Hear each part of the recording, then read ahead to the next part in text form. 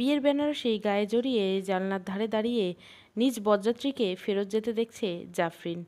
তাদের হাতে পায়ে ধরতে মিনতি করে চলছে দুই বোন জামাই বিয়ে না ভাঙার জন্য, অথচ বিয়ের সমস্ত আয়োজনকে নষ্ট করে দিয়ে আগত যাত্রী বউ ছাড়া ফেরত চলে গেল। একটু আগে খবর এসেছে কন্যার বাবা বিদেশে 10তলা বিল্ডিং থেকে পড়ে স্পট ডেড হয়েছে। হাজার হোক কোনো গার্ডিয়ান ছাড়া এরকম এতিম মেয়েকে বিয়ে করা যায় নাকি? একদিকে পিতৃ হারানোর শোক, অন্যদিকে ভালোবাসার মানুষের প্রত্যাখ্যান, সব মিলিয়ে জাফরিনকে শোকের পুতুলে পরিণত হলো। বাবা আজমল শিকদার এবং মা সুফিয়া বেগমের 3 সন্তানের জাফরিন। বড় বোন আনিশা, মেজ বোন আলিয়া বিবাহিত। আশেপাশের মানুষ আফসোস করতে লাগলো, আজ যদি আর একটা ভাই থাকতো তবে তাদের অভিভাবক হতো। মেয়েটার বিয়ে এভাবে ভাঙতো না। বিয়ের শাড়ি গায়ে জড়িয়ে এগিয়ে এলো ঘরের বাইরে। তার কোমর অবধি চুল হাতে করে প্যাঁচ দিয়ে খোপা করে বসলো মায়ের কাছে। তাকে দেখে তার মা আরও কান্নায় ভেঙে পড়ল। দূর দেশে স্বামীর মৃত্যু, মেয়ের বিয়ে ভাঙা, এসব সহ্য করতে না পেরে জ্ঞান হারালেন সুফিয়া বেগম। দুই বোন বারবার মূর্ছা যাচ্ছে। তার চাচা ব্যস্ত দেশের লোকের সাথে কথা বলতে। কিছুক্ষণ পূর্বে তার ভাই মারা গেছে। জাফরিন উঠে দাঁড়ালো, এগিয়ে এসে চাচার কাছ থেকে ফোন নিয়ে বলল, আমি জাফরিন শিকদার বলছি, আজমল শিকদারের ছোট মেয়ে। আমার বাবা এখন কোথায়? জাফরিনের এমন কাটকাট কণ্ঠ শুনে তার চাচা তাকিয়ে রইলেন মেয়েটার দিকে। ফোনের অপর পাশে ব্যক্তিটার মধ্যে মনে হলো কিছুটা পরিবর্তন এলো। দুটো কাশি দিয়ে অপর পাশে থাকা মেয়েটি বলল, ম্যাম, আপনাদের জন্য একটা দুঃসংবাদ রয়েছে। আপনি বলুন, আমার বাবা কোথায়? ম্যাম, নিজেকে শান্ত করুন। আমরা কণ্ঠে নিশ্চয় অশান্তির কিছু একটা পাচ্ছেন না আপনি? বলুন, আমার বাবা কোথায়? ফোনের অপর পাশ থেকে ইংরেজিতে কেউ কিছু বলে নির্দেশ দিলেন কিছু বলতে। দোভাষী মেয়েটা তখন বলল, দুঃখিত ম্যাম, আপনার বাবা কিছু সময় পূর্বে ইন্তেকাল করেছে। আমাদের কোম্পানির নতুন একটা বিল্ডিংয়ের কাজ শুরু হয়েছিল, উনি এটার দায়িত্বে ছিলেন। সকাল থেকে হয়তো ওনার শরীর ভালো ছিল না। সাইডের কাজ চলাকালীন সময়ে উনি বেশ কারণবশত নিচে পড়ে গিয়েছিলেন এবং ওনার স্পট ডেথ। মেয়েটার কথা শেষ হলেও জাফরিন কিছু বলতে পারল না। তার গায়ে থাকা সোনার গয়নাগুলো পরন্ত বিকালের রোদের আলোয় ঝলমল করছে। গায়ের বেনারসি এখনও লেগে আছে বাবার পছন্দের আতরের গন্ধ। আজকের দিন নিয়ে সে কতই না স্বপ্ন দেখত। নিজ হাতে কিনিয়ে পাঠিয়েছিল মেয়ের বিয়ের সকল গহনা, এমনকি বেনারসি। তাকে এই সাজে দেখবে বলে যে মানুষ অপেক্ষা করেছিল সেই মানুষ আজ নেই। আমি কি আমার বাবাকে দেখতে পারি? দুঃখিত ম্যাম, লাশ এখনও হসপিটালে আছে। আমার বাবা সত্যি কি নেই? ফোনটা কেটে দিয়ে মাটিতে বসে পড়ল জাফরিন। তার চাচাতো বোন আশা আসে দৌড়ে তাকে জড়িয়ে ধরল। জাফরিন যেন শক্ত পুতুলে পরিণত হয়েছে। তার চোখ দিয়ে কোনো পানি ঝরছে না। বিয়েতে আসা মেহমানগুলো নিশ্চুপ দাঁড়িয়ে দেখছে। আশেপাশের মানুষ আফসোস করছেন। জাফরিনকে নিয়ে ঘরে যাওয়া হলো। ড্রয়িং রুমে বসে থাকা বড় দুলাভাই উদ্দেশ্য করে বলেন, ভাই, এসব আয়োজন সব শেষ করুন, শামিয়ানা নামান। আমার বড্ড দম ফাঁপড় লাগছে ভাই, আমার বড্ড দম ফাঁপড় লাগছে। বড় বোন জামাই জাফরিনের যেন সত্যিকারের অর্থে ভাই। আধ ঘন্টার মধ্যে সব আয়োজন সরিয়ে ফেললেন। ধীরে ধীরে সন্ধ্যা হলো। ডাক্তার ডেকে স্যালাইন দেওয়া হলো সুফিয়া বেগমকে। তার নাম্বারে বারবার কল আসছে। কল দিচ্ছে আত্মীয় স্বজনরা সবাই তাদের খোঁজ নিতে। বিয়ের বাড়িতে মৃত্যুর শোকে সবাই চিন্তিত ফেলে দিয়েছিল। সবাই যার যার মতন ব্যস্ত। কেউ ভাবছে বিদেশে তাদের বাবা মারা গেছে, তাহলে কোম্পানি না হলেও কোটি টাকা দিবে। আবার কেউ ভাবছেন এই সম্পত্তি তো মেয়েরাই পাবে না, ভাইয়ের ছেলেরাও অংশীদার হবে। দুই একজন তো সব কিছু ছাড়িয়ে এসেছেন। তারা বলছে যে মারা যাওয়ার সে কি তো গেছেই, লাশ আনার কী দরকার, লাশ না আনলে টাকা বেশি দিবে। বাকি কয়েকজনের মাথা ব্যথা হচ্ছে জাফরিনকে নিয়ে। বিয়ে হলো না, প্রেমের সম্পর্ক ছিল, এখন এই মেয়েকে কে বিয়ে করবে? বিয়ের দিন যে মেয়ের বাবা মারা গেল সেই মেয়ে যে সংসার যাবে সেই সংসার টিকবে? স্পেনের মাদ্রিদ শহরে নেমে এসেছে রাত। তবু এই শহর ব্যস্ত। ব্যস্ত শহরের মাঝে নিজ অ্যাপার্টমেন্টে ট্রেডমিলে সর্বোচ্চ গতিতে দৌড়াতে থাকা ছেলেটির সমস্ত ধ্যান নিজেকে শান্ত করার, কিন্তু বারবার সে ব্যর্থ হচ্ছে। আজ সকালের ঘটনা সে ভুলতে পারছে না। নিছক অ্যাক্সিডেন্ট হিসেবে জানা এই ঘটনা কি সত্যি তাই? ঘামে পিঠ ভিজে উঠেছে তার, গায়ে থাকা পাতলা টি শার্টটা ভিজে উঠেছে তার দেহের অবয়ব স্পষ্ট। কপালে জমেছে বিন্দু বিন্দু নোনা জল। ধীরে ধীরে গতি কমিয়ে দিয়ে নেমে এলো ট্রেডমিল থেকে। একজন পরিচারিকা গ্লাস এগিয়ে দিতে সে বলল, হোয়াট হ্যাপেন টু এলিমি? Is she here? পরিচারিকা সম্মতি জানিয়ে বাইরে চলে যেতে ভিতরে প্রবেশ করলো বয়স 25-এর এক মেয়ে। মেয়েটি প্রবেশ করার অনুমতি চাইল। অনুমতি পাওয়ার পর রুমে প্রবেশ করে এগিয়ে দিল লাল রঙের ফাইল। এই ফাইলটাতে রয়েছে মৃত ইঞ্জিনিয়ার আজমল শিকদারের পরিবারের তথ্য। তার পরিবার এই মুহূর্তে বাংলাদেশে অবস্থান করছে। আজ তার মেয়ের বিয়ে ছিল।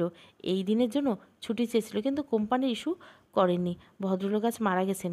ভদ্রলোক যে কোম্পানিতে চাকরি করতেন সেই কোম্পানির একমাত্র উত্তরাধিকারী হলেন মাসুদ শেখ।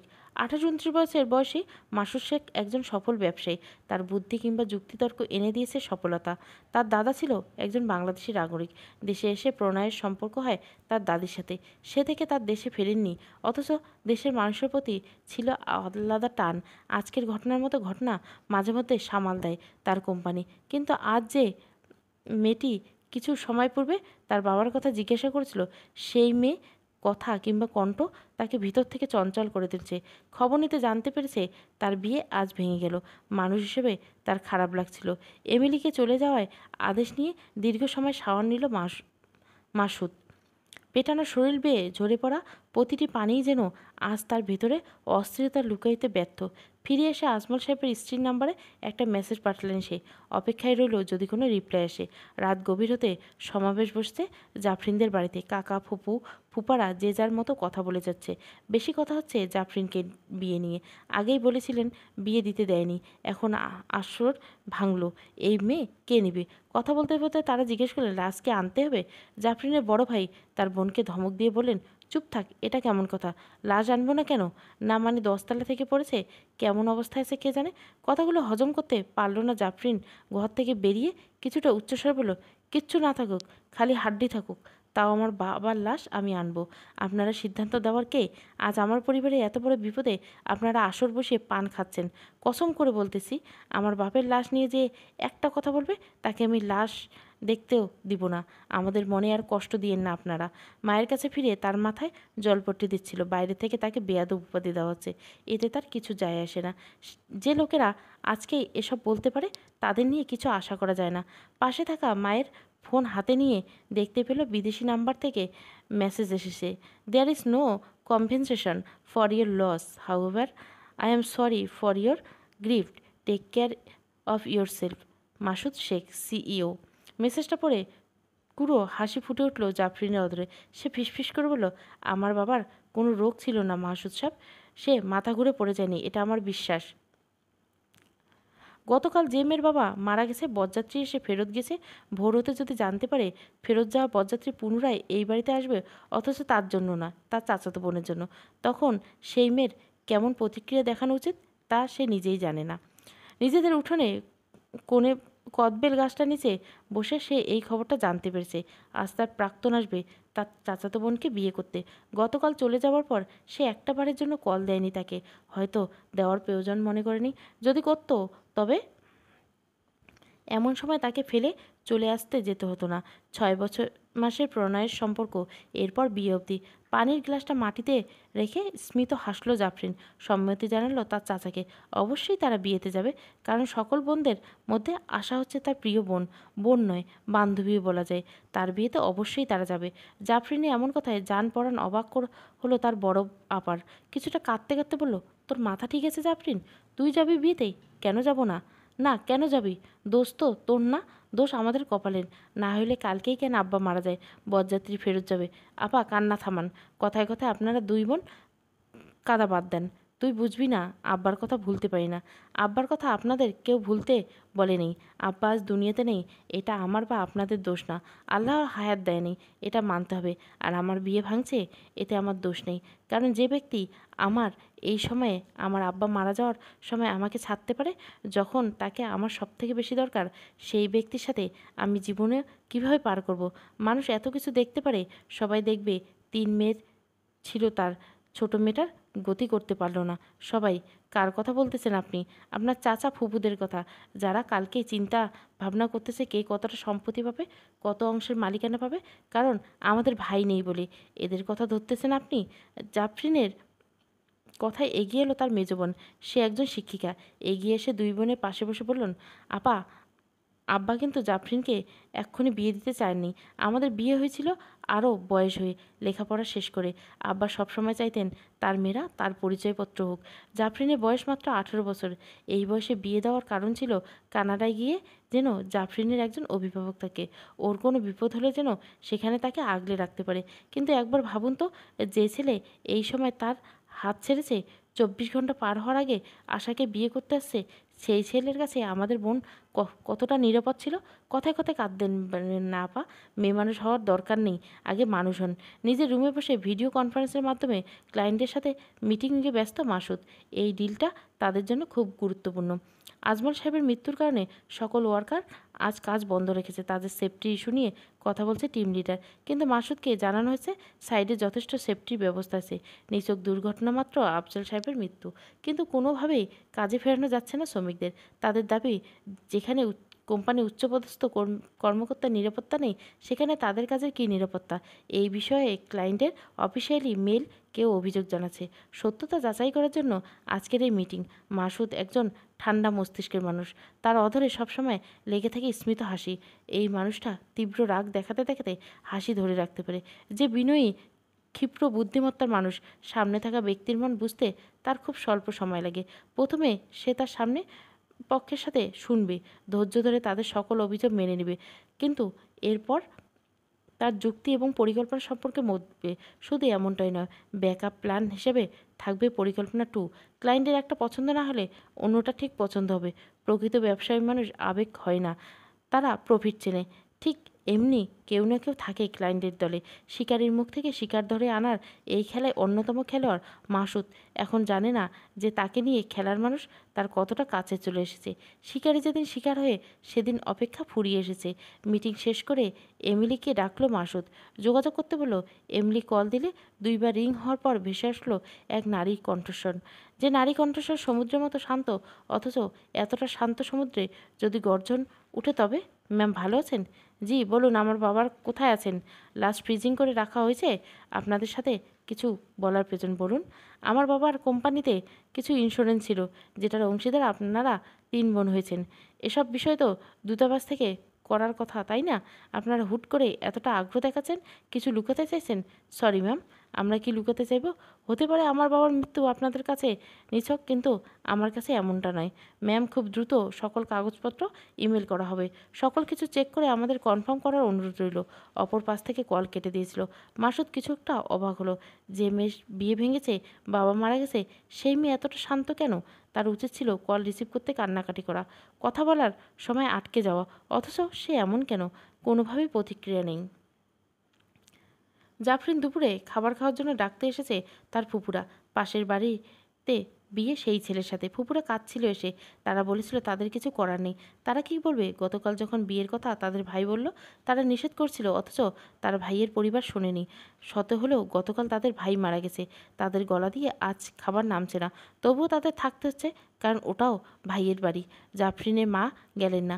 বড় আপা যেতে না চাইলেও জাফরিন বলল, কেন যাবেন না আপা?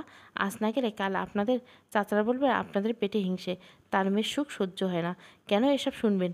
আমাদের যাওয়া দরকার, আমরা যাব। আমাদের আব্বা নেই, এই দুঃখ আমার আপনার, বাইরের মানুষের না। তাই নিজের দুঃখ নিজেই রাখেন। বিয়েবাড়ির জাঁকজমক দেখে দু চোখ ভরে এলো জাফরিনের।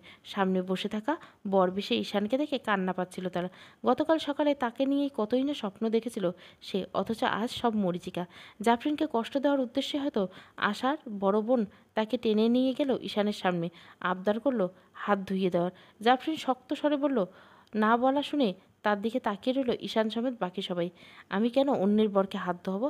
আমি যেমন আমার বরের হাত অন্যকে ধরতে দেব না, তেমনি অন্য কারো হাত আমি ধরবো না, এটাই নিয়ম। স্বাভাবিকভাবে বললেই পারিস, সত্য মেনে নিতে পারছিস না? এত ভালো ছেলে, কানাডা প্রবাসী, দেখতে ভালো ছেলের হাতছাড়া হলো, তাই আসলে আশার কপাল ভালো, ও জিতেছে। আমাকে যে ধরে রাখতে পারেনি, এটা তার ব্যর্থতা। আমি যাকে ধরে রাখবো সে হবে ভাগ্যবান। নিশ্চয়ই কোনো কাপুরুষ নয় যে এক এতিম মেয়েকে বিয়ের আসরে রেখে চলে যাবে। অথচ যে বরকে নিয়ে আপনাদের অহংকার, সেই বরের কানাডা যাওয়ার টিকিট অবধি আমার টাকায় কেনা। এবার বুঝে নিন কে জিতেছে আর কে হেরেছে। জাফরিনের গায়ে এখনও হলুদের গন্ধটা লেগে আছে। গতকাল দুপুরে তাকে পুনরায় গোসল দিয়ে সেই কাঁচা হলুদের ছোঁয়া মনে হচ্ছে এখনও তার গালে। শামিয়ানার কোনো এক ফাঁক দিয়ে রোদ এসে পড়েছে তার চুলে। চোখ মুখ ফুটে উঠেছে এক ভয়ঙ্কর অভিব্যক্ত। শান্ত জলের মতো তার দুই চোখে তাকিয়ে আছে ঈশানের দিকে। ঈশান জানে এই মেয়েটা ক্ষণিকের জন্য হলেও তাকে চেয়েছিল, অথচ বাবার ইচ্ছার বিরুদ্ধে সে যেতে পারছে না। জাফরিনের বাবার থেকে 10 লাখ টাকা তার বাবা নিয়েছে এটা জাফরিন জানে না, জানতো শুধু তার বাবা। তাই কাল বিয়ের আসরে যখন তার চাচার মেয়ে বিয়ে বাবদ 15 লাখ টাকা দিতে চাইল, তখন বেঁকে বসলো ঈশানের বাবা। লাখ দশেক টাকা ফেরত দিতে হবে না, আবার 15 লাখ টাকা পাবে। ছেলেকে গরুর মতো হাটে বেচে দিল। ঈশান প্রতিবাদ করছিল না, কিন্তু প্রতিবাদ করার মতোই, যেমনে সে নিজেকে রাজির প্রস্তাব। তার নিজেরা জাফরিনের একটা অভিযোগ ছিল, জাফরিন বাকপটুত স্বভাব তার খুব একটা পছন্দ নয়। জাফরিন তাকে সম্মান করে, কিন্তু ভুল করলে তাকে চোখে আঙুল দিয়ে দেখিয়ে দেয়, সে যেই হোক না কেন। ঠিক যেমন আশার বড় বোনকে জবাব দিয়েছে। জবাব দেওয়ার কারণে কিছুটা উচ্চস্বরে কথা বলতে লাগলো আশার বড় বোন। দ্রুত এগিয়ে এলো আশার বাবা নিজে। বরযাত্রী এমন কথা বলার উপস্থিত মানুষের সামনে জাফরিনকে ধমকে উঠলেন তার চাচা। কেন সে তার মেয়ের বিয়েতে এসে ঝামেলা করছেন? জাফরিন অদরে হাসি ঝুলিয়ে রেখে বলল, কে বলবে গতকাল আপনার ভাই মারা গেছে? কে বলবে কাল ফেরত যাওয়া বরযাত্রীকে ডেকে এনে আপনি নিজের মেয়েকে বিয়ে দিচ্ছেন? ভালো পাত্র হাতছাড়া করবেন কেন? ঠিক এই জন্য বুঝি বিয়ের আগে বরপক্ষের কাছে আমার নামে বদনাম করেছিলেন, আর গতকাল হাই হাই করে কাঁদছিলেন লোক দেখানো? তার মানে একটা বেয়াদব মেয়ের সাথে কোনো কথাই বলা ঠিক না। জাফরিন অধরে হাসি ফুটিয়ে রেখে বলল, আজকে এই লোকদের সামনে বেয়াদব বলছেন? বিশ্বাস করুন আমার কথাটা, ঠিক 24 ঘন্টা পর আপনি আমায় মা বলে ডাকবেন। ঠিক 24 ঘন্টা। আশাকে সাজানোর দায়িত্বটা জাফরিনকে দেওয়া হয়েছিল। সে বিরক্ত বোধ করছিল। এটা নিয়ে তার ফুপু ছোট চাচি লেগে গেল আশার বড় বোনের সাথে। ছোট চাচা বলল, মেয়েটাকে এভাবে কষ্ট দেওয়ার কী দরকার? ওদের মন মেজাজ ভালো না, তাছাড়া ওখানে ওরা এসেছে এটাই অনেক। ওদের অযথা এভাবে বিরক্ত যেন না ধরা হয়। জাফরিনের হাত ধরতে সে তার ফুপুকে বলল, ফুপু, কথা ছিল আমরা বোনেরা একজন অন্যজনের বিয়েতে একে অপরকে সাজিয়ে দিব। আশা সাজগোজের জিনিসপত্র হাত দিয়ে দেখতে পেলেও এসব তার বিয়ের জন্য কেনা হয়েছিল, যা গতকাল সন্ধে অবধি তার ঘরে ছিল। ভুরু বিলাস করল মেয়েটা, তার বুঝতে বাকি নেই এসব কে এখানে এনেছে। সাজ সাজানোর পর সে চলে যাচ্ছিল, তখন আশা বলল, তুই কি রাগ করছিস কেন? বড় আপা এসব বলছে তাই? আরে না, তোর স্বামীর হয়তো এমন সামর্থ্য হবে না, তাই তোকে আমার ব্যবহার করার জিনিস দিল। রেখে দে এসব, আমি কিছু মনে করব না। জাফরিনের ঘর থেকে বেরোলে আশার নানি বলল, আশারে দেখে এই ছেড়ে হিংসা করতেছে। পোলার বেতন দেখা হইব না, মুখের সামনে নিল, খাইতে পারলো না, হিংসা করবো নাকি? জাফরিন ফিরে এলো, তার হাত থেকে পানের বাটাটা নিয়ে কড়া করে রতন জর্দা দিয়ে একটা পান বানিয়ে মুখে দিতে দিতে বলল, আমার আব্বা আমার জন্য কোটি টাকা রেখে গেছে। ওই পোলার 14 গোষ্ঠী না এত টাকা দেখছে। পোলার বেতন ধুইয়া পান বানাইয়া খাইয়ে ফেলেন নানি, আরামে খাইবেন। আজমল সাহেবের লাশ দেখতে এসেছিল মাসুদ। ফিরে যাওয়ার পূর্বে তার অটোপসি রিপোর্ট হাতে পেল। সেখানে স্পষ্টভাবে লেখা ছিল হৃদরোগজনিত কারণে সে মারা গেছে। স্বভাববশত কারণে নিচের ঠোঁটের ভিতরের অংশ দাঁত দিয়ে কামড়ে ধরেছিল মাসুদ। আজ তার ব্লাইন্ড ডেটে যাওয়া উচিত। এই নিয়ে তার ব্লাইন্ড ডেটের সংখ্যা দাঁড়াবে শখানেক। এই দেশীয় মেয়েদের ডেট করে এক ধরনের আলাদা আমোদ পায় সে, কারণ এখানে কোনো কমিটমেন্ট থাকে না, না থাকে অনিচ্ছাকৃতভাবে একটা সম্পর্ক বয়ে নিয়ে যেতে হয় তাকে। খুব অল্প বয়সে সে দেখেছিল বাবা মায়ের বিচ্ছেদ, মায়ের বিচ্ছেদের পর অন্যের হাত ধরে চলে যাওয়া, কিংবা বাবা পুরো দিন কাজের মাঝে ডুবে থাকা। মাসুদ ছিল একান্ত একা। নিজেকে ব্যস্ত রাখার জন্য ঝুঁকেছিল কম্পিউটারের প্রতি। সে থেকে কম্পিউটারে আসক্তি, এরপর প্যাশন। সে যে কোনো বিষয়ে দক্ষতা নিয়ে কাজ করা ছেলেটা যেন বাবার প্রতিচ্ছবি। বাবা ভক্ত ছেলে বলে তাকে নিয়ে তামাশা করে তার দাদা দাদি। মাসুদ ব্যবসায় সকল কিছু তার বাবা দাদা নিজ হাতে শিখিয়েছিল, যার প্রধান একটা শিক্ষা ছিল সব সময় নিজেদের কর্মচারীর প্রতি দায়িত্বশীল আচরণ। কারণ একজন ব্যবসায়ী একা নিজে কখনো সকল বিষয়ে দেখাশোনা করতে পারে না, তাকে নির্ভর করতে হয় অন্যের উপর। যদি কর্মীদের সাথে ভালো ব্যবহার না করা হয় তবে সে কাজের প্রতি অবহেলা করবে, আর যদি ভালো ব্যবহার করো তবে দায়িত্বশীল হবে এবং তোমার বিপদে সাহায্য করবে। মাসুদ এই কথাটা মানে বলে তাকে লিডার বা বস বলে সবাই সম্মান করবে। রিপোর্ট হাতে পাওয়ার পর থেকে তার কোথাও যেতে ইচ্ছে করলো না। এমলিকে কল দিয়ে জিজ্ঞাসা করলো মেইলে কোনো রিপ্লাই এসেছে কি না। না সূচক জবাব দিয়ে কিছুটা দমে গেল তার উত্তেজনা। এই মেয়ে সম্পর্কে জানার আগ্রহ তাকে অস্থির করে তুলছে। কেন এই মেয়েটা সবার থেকে আলাদা? যেন সমুদ্রের নিচে থাকা এক অভিশপ্ত নগরীর অধিপত্নী। সে শুধু কল্পিত। দুই বোন জামাইকে দুপাশে বসিয়ে মেল খুলে জাফরিন। সন্ধে ছোট্ট দুলাভাই বন্ধু এসেছেন, যিনি দূতাবাসে কর্মরত। মেইলটা খুলে জাফরিন এগিয়ে দিল তার সামনে। সে সবটা দেখে বলল, আঙ্কেল তো তার সব কিছুতেই 3 মেয়ের নামে দিয়েছেন। সব কিছু মানে? ও দেশের কোম্পানি থাকা, তার লাইফ ইন্স্যুরেন্স ছিল এ দেশের প্রায় 1,12,00,000 টাকার সমপরিমাণ। যেটা নমিনি দেওয়া আছে তার 3 কন্যা। বড় দুই আপা পাবেন 50% আর জাফরিন 50%। আর কোম্পানির সকল কাগজ করে দিয়েছেন আন্টি আর জাফরিনের নামে। আন্টির সম্মতি ছাড়া জাফরিন কোনো টাকা পয়সা তুলতে পারবে না বা লাশ নিয়ে সিদ্ধান্ত নিতে পারবে না। তেমনি জাফরিনের ক্ষেত্রে প্রযোজ্য। দুই দুলাভাই সকল কিছু বুঝে নিচ্ছিল। এমন সময় বড় আপা বললেন, তাদের কোনো টাকা লাগবে না, সবটা জাফরিনের থাক। দুই বোনের কথার সম্মতি জানালেন তার দুই দুলাভাই। কিন্তু তাদের ইচ্ছায় পানি ঢেলে দিয়ে জাফরিন বলল, আবেগে দুনিয়া চলে না বড় আপা। আজকে আপনি আবেগে পড়ে এসব বলছেন। আপনার ভবিষ্যৎ বলে কিছু আছে। আজ দরকার নেই, ভবিষ্যতে লাগতে পারে, এর কি গ্যারান্টি আছে? দুলাভাই না করুক, তবুও আপনাদের ভাগ আপনারা নেবেন। শহরের বাসাগুলোতে আপাতত সব আমার নামে আছে। আব্বা গতবার এসে সব কিছু আমাদের 3 বোনের নামে সমানভাবে ভাগ করে দিয়েছে। গ্রামের সম্পত্তি কিংবা শহরের সব আম্মা আর আমাদের নামে আগের থেকে করা। তাই কি এগুলো ফেরত দিবেন? আজ আব্বা না থাকতে আমার বিয়ে হয়নি বলে সব আমাকে দিবেন? কাল যখন হয়ে যাবে তখন তো সব আমার শ্বশুরবাড়ির লোক খাবে। এর থেকে কি একটা ভালো যে আপনারা আপনাদের ভাগ আপনাদের ছেলেমেয়ের ভবিষ্যতের জন্য রেখে দেন। আমাদের কম নেই জাফরিন, এটা আমাদের হক। আর আমি কারো হক চাই না। চাইলে আজ ঈশানও বাড়িতে বিয়ে করতে আসতে পারতো না। দুলাভাই, আমার সাথে ঈশানের বিয়ের কাবিন হয়েছিল, আপনারা সেই কাবিনের ভাঙার ব্যবস্থা করুন। আজ বউ তুলে নিয়ে যাওয়ার আগে আমি চাই কাবিন ভাঙুক। বিয়ে বাড়িতে হুট করে কান্নাকাটি শুরু হয়েছে, চলছে তর্ক বিতর্ক। আওয়াজ শুনে ঘরের বাইরে বেরিয়ে এলো জাফরিনের দুই দুলাভাই এবং তার বন্ধু। ততক্ষণে জাফরিনের মামারাও চলে এসেছে।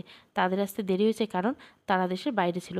তারা এসে জানালেন পাত্রের বাবা এখন নাকি আশাকে নিবে না, কারণ আশার বাবা তাকে মাত্র 15 লাখ টাকা দিবে।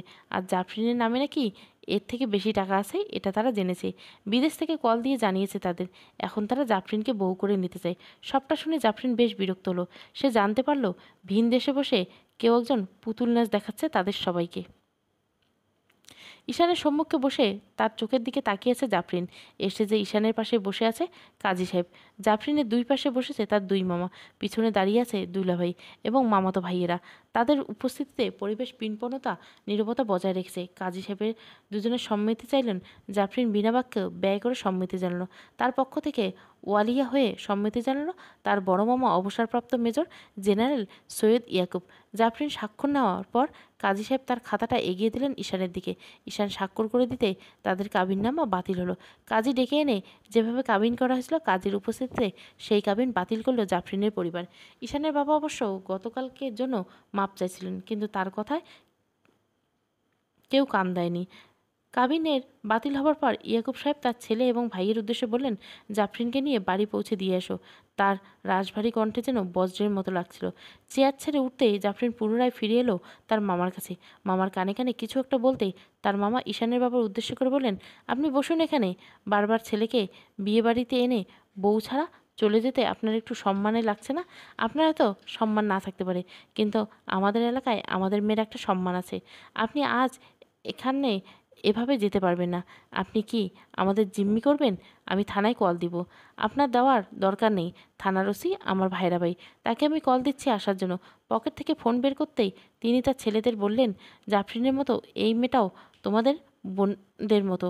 গতকাল বরযাত্রী তাকে রেখে চলে গেছে বলে তোমার ভাইয়েরা অস্থির হয়ে আজকেই দেশে এসেছে। এটাও তোমাদের বোন। এখন তোমরা উপস্থিত, কি করবে তোমরা? ইয়াকুব সাহেব বড় ছেলের বাবার সামনে মাথা নিচু করে বললেন, বাবা, বিয়ে দেওয়ার কোনো সমস্যা নেই, কিন্তু বিয়ের পর এই ছেলে যে ওকে ছেড়ে দিবে না তার কি কোনো নিশ্চয়তা আছে? দ্বিতীয়ত, বিয়ে করতে পারেন, তবে হ্যাঁ, আমার মেয়ের পরিবারের সিদ্ধান্ত সম্পর্কে জেনেই তাদের ইচ্ছেকে প্রাধান্য দিতে পারি। জাফরিন দাঁড়িয়েছিল তার ছোট মামা আর বড় আপার পাশে। আশার বাবা এসে তার দুই হাত ধরে কাঁদতে কাঁদতে বলেন, মা, আমার মেয়ের ভবিষ্যৎ এখানে। তুই তো শহরে মানুষ, পরিস্থিতি অনুসারে সিদ্ধান্ত নিতে পারিস। আমার মেয়েটা এমন না, ও এসব সইতে পারবে না। কাল সকাল হলে যখন আশেপাশের মানুষ বলবে কাল ওর বিয়ে ভাঙছে, মুখ দেখাতে পারবে না। ওর গলায় দড়ি দেওয়া ছাড়া উপায় থাকবে না। মাথা নিচু করে জাফরিন কথাগুলো শুনছিল। আজ সন্ধ্যাবেলায় তাকে কত কিছু বলেছে এই লোকটা। আচ্ছা, এরা কি কখনো বুঝতে পারবে না? কষ্ট হচ্ছে জাফরিনের। যে মানুষটা সে সারা জীবনের জন্য চেয়েছিল, তাকে নিয়ে সংসার করবে বলে কত স্বপ্ন সাজিয়েছিল, তার নামে মেহেদি হলুদ এখনও তার হাতে লেগে আছে। সেই মানুষের সাথে বিচ্ছেদ তার কেমন লাগছে? সে নিজের তো একজন মেয়ে, নিজের কষ্টগুলো লুকাতে জানে বলেই বাইরের শক্ত আবরণ তৈরি করেছে, অথচ তার নিজের অন্তর পুড়ে যাচ্ছে।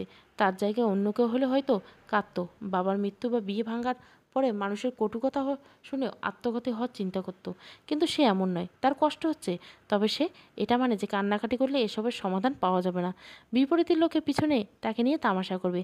জাফরিন তার চাচার কোনো কথার জবাব না দিয়ে সেখান থেকে বেরিয়ে গেল। সে জানে আশার জীবনের সিদ্ধান্ত আশাকেই নিতে হবে। ক্ষণিকের কষ্ট নাকি সারা জীবনের অপমান। বিয়ারের গ্লাসে এমনভাবে চুমুক দিচ্ছে যেন সে দুধ খাচ্ছে। ছোটবেলায় যেমন বলা যেত এক চুমুকে শেষ করবে, ঠিক তেমনভাবে প্রতিযোগিতায় নেমেছে। ব্যালকনিতে বসে গভীর রাতে শহরকে পর্যবেক্ষণ করছে মাসুদ এবং কুঞ্জ। রাতের আড্ডায় জমেছে। তাদের সামনে রয়েছে লো অ্যালকোহল বিয়ারের বোতল। কুঞ্জ পেশায় একজন প্রোগ্রামার, যার জন্য বিভিন্ন সফটওয়্যার এবং কোডিং নিয়ে থাকে। তবে সে বিষয়টি সবচেয়ে বেশি আয়ত্তে নিয়েছে, সেটা হলো হ্যাকিং। খুব দ্রুত সে হ্যাক করতে জানে, তবে নিজের এই জ্ঞানের কোনো খারাপ প্রয়োগ করেনি। আজ তাকে এখানে নিয়ে আসার আরও একটা কারণ রয়েছে মাসুদের কাছে, কিন্তু কুঞ্জ এই ব্যাপারে এখনও নিমফল প্রমাণিত। টেবিলের উপর গ্লাস রাখতে রাখতে সে বলল, দেখ ভাই, তুই এভাবে মেয়েটার প্রতি ঝুঁকে পড়ছিস কেন? এটা কিন্তু ঠিক নয়। আমি কোথায় ঝুঁকলাম? কুঞ্জ ভুরু বিলাস করে বলল, হাতের গ্লাস টেবিলের উপর রেখে আয়েশ করে বসে বলল, মাত্র 3 ঘন্টার মধ্যে একজন প্রাইভেট ডিটেকটিভ খুঁজে, তাও আবার প্রফেশনাল, তাকে পাঠিয়ে দিলি আজমল সাহেবের বাড়িতে, শুধুমাত্র মেয়েটা আজ কী করছে এটা জানার জন্য। এটাকে তোর কি মনে হচ্ছে? কিছুই না, তাদের খবর নিতে চাইছে মাত্র। আমার কিন্তু তাই মনে হচ্ছে না। যদি এটাই হবে, তবে আজকের বিয়েতে ঝামেলার কী দরকার ছিল? ছিল, কারণ আমি দেখতে চাই এই মেয়েটা কতটা সহ্য করতে পারে, কতটা কষ্ট পেলে সে কাঁদবে। সে কি আদৌ যোগ্য? আমরা কিন্তু এখনও নিশ্চিত নই এই সেই ব্যক্তি যে আজমল সাহেবের মেলে তথ্য রিকভার করার চেষ্টা চালিয়ে যাচ্ছে। বাকিটা সেখানেই যাবে যাবে। কোনো এক অদ্ভুত কারণে আমি মেল এক্সপ্রেস করেও কিছু পাইনি, আর মেল বক্স ফাঁকা ছিল। কেন যেন মনে হচ্ছে ইচ্ছে করে মেল এক্সপোজ করতে দেওয়া হচ্ছে না। তোর প্রয়োজনীয় কিছু এখানে নেই। কুঞ্জের কথায় মাসুদের ভাবান্তর হলো, মনে হলো না। অন্ধকার রাতের আকাশের দিকে তাকিয়ে বলো, কারণ আমি নিশ্চিত এই মেয়েটা সব জানে। একমাত্র এই মেয়ের কাছে রয়েছে আমার সকল ভবিষ্যৎ। প্রভাতের মখমলি সমীরণ বইছে। শরতের মিষ্টি রোদ এসে পড়েছে জাফরিনের ঘরে। কোরআন শরীফ তুলে রেখে বারান্দায় বেরিয়ে এলো সে। বারান্দায় বসে আছে তার মামা এবং দুলাভাইরা। বড় আপা সকলকে চা নাস্তা দিল। গতকাল রাতে পুলিশের উপস্থিতিতে আশা এবং ঈশানের বিয়ে সম্পন্ন হয়েছে। বিয়েতে সবাই উপস্থিত রেখে কাবিননামায় উল্লেখ করা হয়েছে 3টি শর্তে। ঈশান কখনো দ্বিতীয় বিয়ে করতে পারবে না, কিংবা তালাক দিতে পারবে না। স্ত্রীর মর্যাদা এবং সকল দায়িত্ব পালন করতে হবে। যদি কখনো তাকে অসম্মান করা হয়, তবে ঈশানের বাবার সকল সম্পত্তি আশার নামে করে দিতে হবে। এই 3টি শর্ত মানা ছাড়া তাদের আর কোনো উপায় ছিল না, কারণ এই বিয়ে ছাড়া তাদের আর কোনো উপায় ছিল না। যদি বিয়ে না করে, তবে তাদের তক্ষুনি গ্রেপ্তার করা হতো। বিয়ের পর যখন জাফরিনকে নিয়ে তার মামারা চলে আসলো, তখন তিনি সবার উদ্দেশ্যে বললেন, গতকাল যদি আমি এখানে থাকতাম, তবে নিশ্চিত করতাম আপনাদের হাজতবাস। আমার ভাগ্নি কোনো খেলার পুতুল নয়। তার বাবা আজ নেই। চাচাদের দায়িত্ব ছিল ওদের মাথার উপর হাত রেখে তাদের শোকে কাতর মনটাকে একটু সমবেদনা জানাতো। কিন্তু আফসোস, এমন হয়নি। হেনস্থা করতে পিছপা হয়নি কেউ। কেউ বোঝে নেই এই এতিম মেয়েগুলোর মনের অবস্থা, সদ্য বিবাহিত হওয়া আমার বোনের অবস্থা। যাওয়ার সময় ঈশানের বাবার চেহারা ছিল দেখার মতো। মনে হচ্ছিল তাকে নিম পাতার রস খেতে দেওয়া হচ্ছে। গত রাতে প্রচণ্ড খারাপ লাগছিল জাফরিনের। আজ তার বাবা মারা যাওয়ার 3 দিন। যদিও লাশ এখনও আসেনি, দাফন হয়নি, তবুও কয়েকজন মাদ্রাসা ছাত্র খাওয়ানোর কথা বললেও বড় আপা সবাই সম্মতি জানালো। বিকেলবেলা নতুন বউ নিয়ে এলো। বরযাত্রী পুনরায় ফিরে চলে যাচ্ছে। নিয়ম রক্ষা চলছে। আজ জাফরিনদের বাড়িতে 3 দিনের জন্য এতিম বাচ্চা খাওয়াচ্ছে। অপরদিকে নতুন জামে আসবে বলে পিলেপুটি বানানো হচ্ছে। গাড়ি থেকে নেমে ঈশান বাড়ির ভিতরে প্রবেশ করার সময় দেখতে পেল কয়েকটা কুকুর খেতে দেওয়া হচ্ছে। দেখে বুঝতে পারলো এই কাজটা জাফরিন করছে। কিছুটা এগিয়ে গিয়ে ভালো করে তাকাতেই দেখতে পেল প্রত্যেকটা কুকুরের গলায় ঝুলছে টাই। সেগুলো চিনতে অসুবিধা হলো না বা আশা কিংবা ঈশানের, কারণ এই টাইগুলো জাফরিন কিনেছিল ঈশানের জন্য। তাদের বিয়ের একটা ছোট্ট উপহার হিসেবে সেগুলো বর্তমান ঝুলছে কুকুরের গলায়। আশা নিজের সুখ দেখাতে ব্যস্ত। কে বলবে এই মেয়েটার বিয়ে গতকাল কতই না ঝামেলায় ফেলে হয়েছিল। জাফরিনের পাশে বসে আপা শাড়ির আঁচল টেনে টেনে নিতে বলল, ঈশান খুব ভালো রে, গতকাল যা হয়েছে সব কিছুর জন্য সে মাপ চেয়েছে। প্রত্যুত্তরে জাফরিন বলল আচ্ছা। এরপর বিনা বাক্যে সে চলে গেল ঘরে। আশা নিজে হাতে এসেছিল তার সাথে দেখা করতে, তখন সে বারান্দায় ছিল। ঘরে ফিরে বিছানায় গা এলিয়ে দিল সবার সব কিছু ভুলের মারফত। মারহুম বাবার জন্য কিছু আমল করতে করতে হারিয়ে গেল ঘুমের দেশে। প্রভাতের মৃদু হাওয়া নিজেকে উজাড় করে দিতে ইচ্ছে করলো জাফরিনের। ফজরের নামাজ আদায় করার পর সে বেরিয়েছে বাড়ির পাশে হাঁটতে। রোদের তেজ এখনো বাড়েনি। প্রভাত রৌদ্র বিলাস করতে করতে এসে দাঁড়িয়েছে নিজের বাড়ির শিউলি গাছটার তলায়। স্তবে স্তবেগে ফুলে ফুটে ওঠা শিউলি ফুলের গন্ধে বুক ভরে শ্বাস নিল সে। ফুলের ভারে গাছটা নুইয়ে পড়েছে। তার পিছন পিছন কখন যে মায়ান এসে দাঁড়িয়েছে খেয়াল করেনি।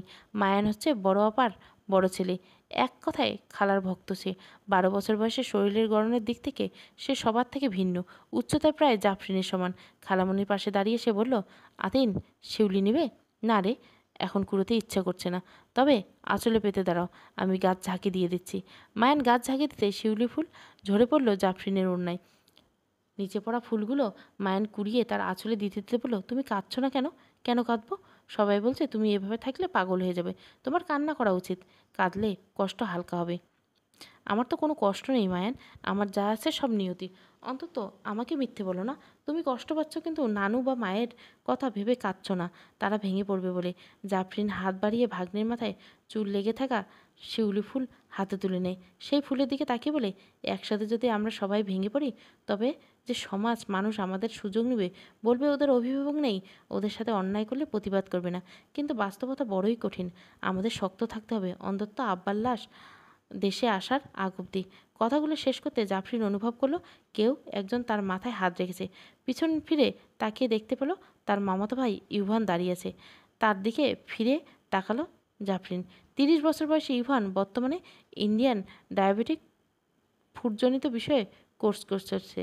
বাংলাদেশে বর্তমান যে সমস্যাটা দেখা দিয়েছে সেটা হলো ডায়াবেটিক রোগীদের পায়ে নানান ধরনের সমস্যা।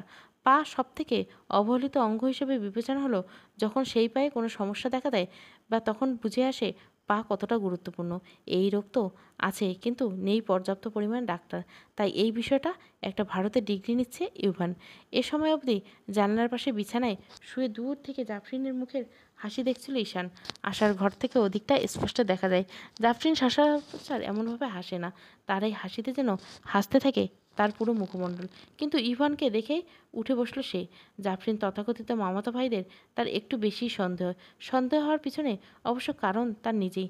আজ অবধি তো ঈশান কখনো তার নিজের ছোট বোনকে বা আপন বোনকে কখনো হাত খরচ দেয়নি, না দিয়েছে শখের কিছু কিনে দেওয়ার জন্য টাকা। অথচ জাফরিনের মামাতো ভাইগুলো বিশেষ করে ইভানের প্রতি মাসে তাকে কিছু না কিছু বাহানায় হাত খরচ দেয়। তার পছন্দ অনুযায়ী পোশাক অনলাইনে অর্ডার করে। এমনকি জাফরিনের হাতে ফোনটাও তার কিনে দেওয়া। যেখানে মানুষ নিজের আপন বোনকে দেয় না, সেখানে কেউ ফুফুতো বোনকে এত কিছু কেন দেবে? ক্রোধে ঈশানের হাত পা নিষ্পিস করছিল। তখন সে দেখতে পেল ইভান মেয়েটির মাথায় হাত রেখেছে।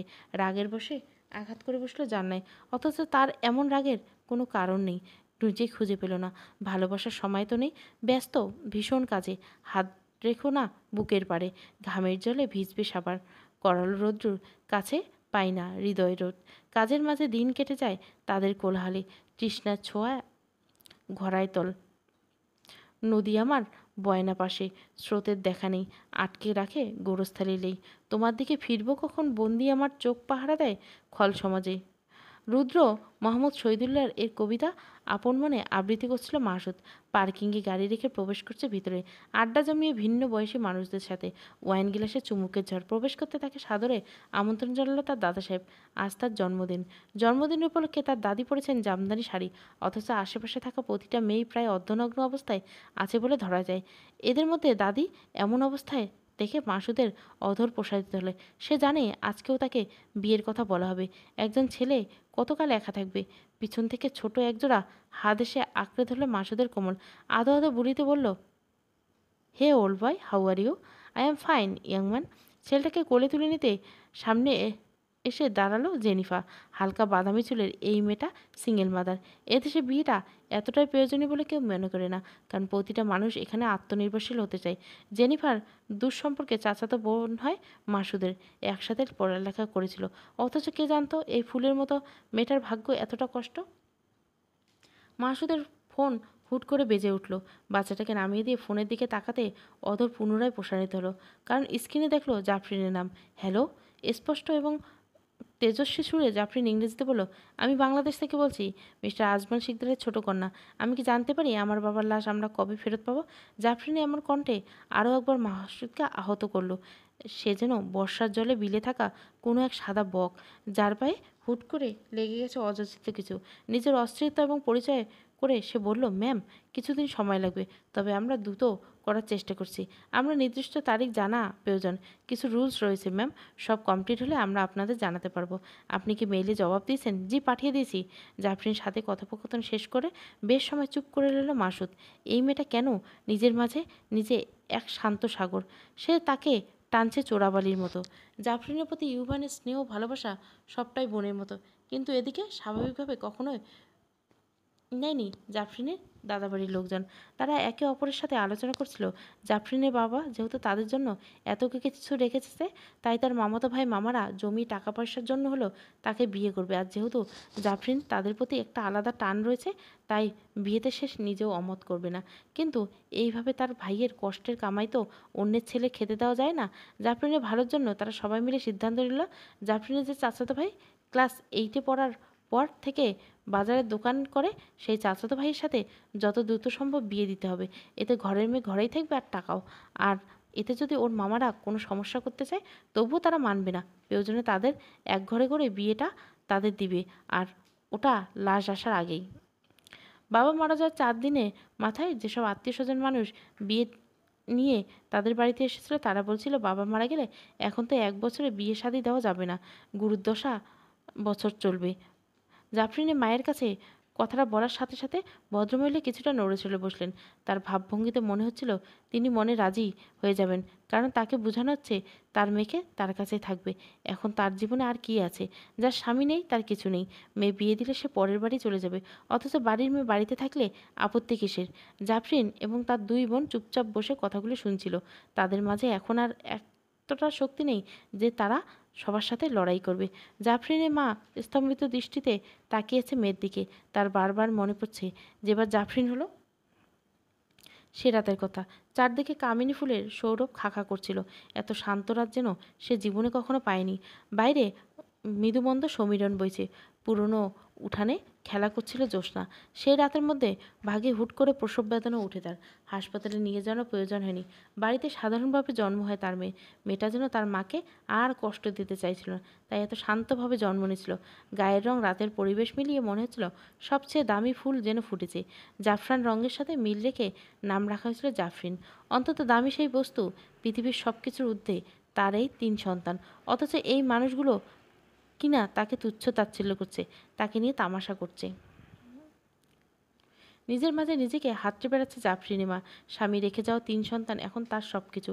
যে মারা গেছে তার জন্য সৃষ্টিকর্তার নিকট দোয়া চাইতে পারে, কিন্তু তার জন্য অন্য কিছু বিসর্জন দিবে কেন? আমার জাফরিনের বিয়ে ফয়সালের সাথে।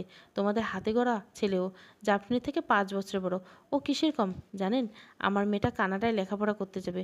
ওটা তো ওর বাপে থাকতে এখন কি করে সম্ভব? কেন সম্ভব না? আমার মেয়ে কোনো খেলনা নয়।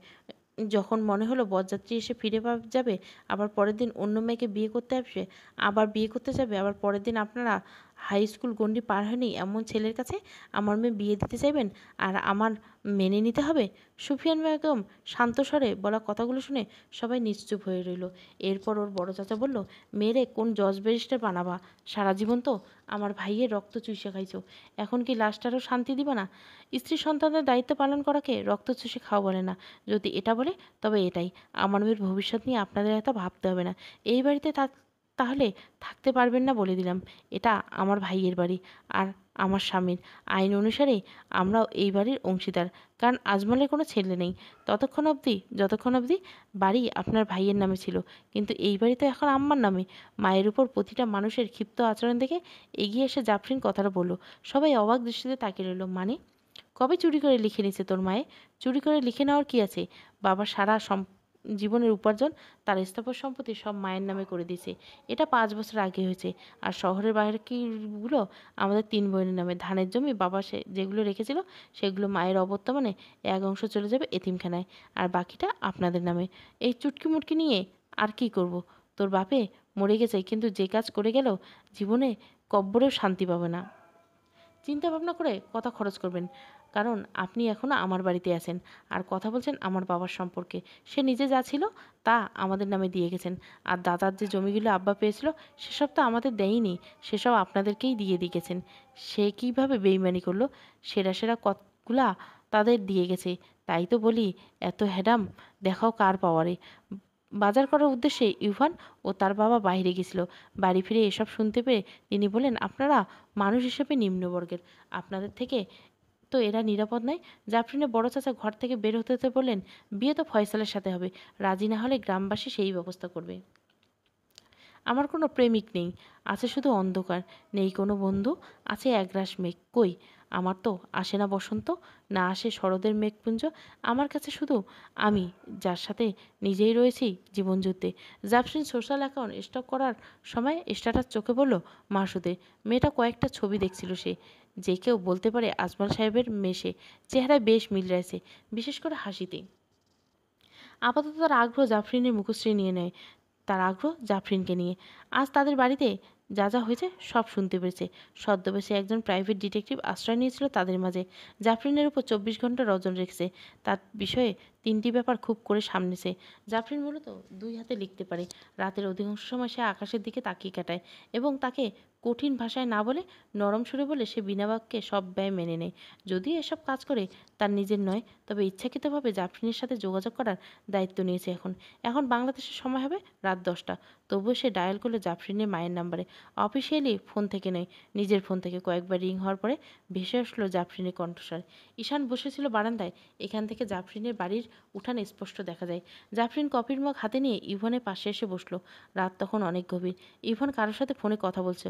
জাফরিন এগিয়ে আসায় তার দিকে ফোনটা এগিয়ে দিয়ে জাফরিনের কথা বলা শুরু করে দিল।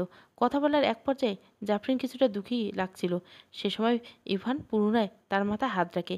ঈশান মনে মনে তাকে জঘন্য গালি দিল, ঠিক যেন দুশ্চরিত্র লোক ইভান। সে বাহানা খুঁজে শুধু নারীর শরীর স্পর্শ করার। কথা শেষ করে তারা লট্টে পট্টে ব্যস্ত। ঈশান পিছনে কখন আশার বাবা এসে দাঁড়িয়েছে সে খেয়াল করেনি। রাতের অন্ধকারে আশার বাবা এক জঘন্য পরিকল্পনা করেছিল। তাদের ধারণা ইভানের সাথে জাফরিনের বিয়ে হবে। তারা ধারণা করতো আজ তারা নিশ্চিত হয়েছে। তবু তারা এক পরিকল্পনা করেছে। রাতে সবাই যখন ঘুমে যাবে, জাফরিনের বাবার সব ভাই বোনেরা বসলেন এক ঘরে। তারা জাফরিনের ভালোর জন্য এই কাজটা করতে চলছেন। যেহেতু আগামীকাল জাফরিনের 2 বোন আর তার মামারা সবাই ফিরে যাবেন, এবং তাদের সাথে জাফরিন কিংবা তার মাকে যেতে দিবে না তারা। কারণ স্বামী মারা গেলে 40 দিন বাড়ি ছাড়ার নিয়ম অনেক আগের থেকেই তারা মেনে এসেছেন। জাফরিনের মাকেও সেই নিয়ম মানতে হবে। না চাইলে স্বামীর দোহাই দিয়ে হলেও রাখতে হবে। সবাই যখন চলে যাবে তখন 2 মামে থাকবে এক ঘরে। ফয়সাল কোনো কাজ নেই, তার শুধু ভোর সকালে বেলা জাফরিনের বাড়ি থেকে এলোমেলোভাবে বের হয়ে পূর্ব পরিকল্পনা অনুযায়ী 2-1 মানুষকে দেখাবে। কিছুটা ঝামেলা হবে। এরপর যখন তাকে জিজ্ঞাসা করা হবে সে কোথায় ছিল, সে বলবে রাতে জাফরিনের সাথে ছিল। ব্যাস, বাকিটা তাদের বিয়ের ব্যবস্থা গ্রামের মানুষে করে দিবে। একটা নতুন ভোর। এই ভোরের অপেক্ষায় জাফরিনের তথাকথিত আত্মীয়রা। কারণ আজ রাতে চূড়ান্ত সিদ্ধান্ত হবে জাফরিনের ভবিষ্যৎ এবং তার বাবার যে রেখে যাওয়া সম্পত্তি। সকালবেলা নাস্তার পরপর একে অপরের দিকে বেরিয়ে যাচ্ছে 2 দুলাভাই। কোনোভাবে জাফরিন আর সুফিয়া বেগমকে রেখে যেতে চাইছেন না, কিন্তু তাদের পক্ষে থেকে যাওয়া সম্ভব না। মা ভক্ত মায়ানের পরীক্ষা আর মেজো আপার স্কুলে গিয়ে ছুটি বাড়াতে হবে। শোকের মাঝে জীবনকে আপন ছন্দে চলতে হয়, এটাই জীবনের নিয়ম। জাফরিনও মামা চলে যাওয়ার পূর্বে সুফিয়ান বেগমকে তার ছোট্ট ভাইকে বলেন, আপা বুঝে থাকিস তো এখানে, আমি কিন্তু এই বাড়ির মানুষকে বিশ্বাস করি না। আরে চিন্তা করিস না, ঘরের দরজা লাগিয়ে দিলে কেউ কী করবে? তুই একটা যুবতী মেয়ে নিয়ে থাকবি, এটা ভুলে যাচ্ছিস কেন? শহরে চল যাই, আমাদের বাসায় দিন কয়েক থাকলে সমস্যা কী? তাছাড়া 2 দিন পর তোদের এমনিতেই যেতে হবে, মন্ত্রণালয়ে তোদের প্রয়োজন হবে। তাছাড়া এখানে থাকা কি খুব দরকার? আমি যে প্রতিদিন এতিম থানায় খবর পাঠাতে চেয়েছি নিজ হাতে রান্না করে। আপারে তুই মেয়ে নিয়ে থাকবি, এই 2 দিন তো দেখছিস তোর মেয়ের ভালো মানুষ কত চায়। কেমন ভালো তারা, তাদের মেয়েটা রাগী স্বভাবের, যদি রিয়াক্ট করে বসে। এটা আমিও ভাবতেছি, মেয়ে মানুষ তো বদনাম বের করতে সময় লাগবে না।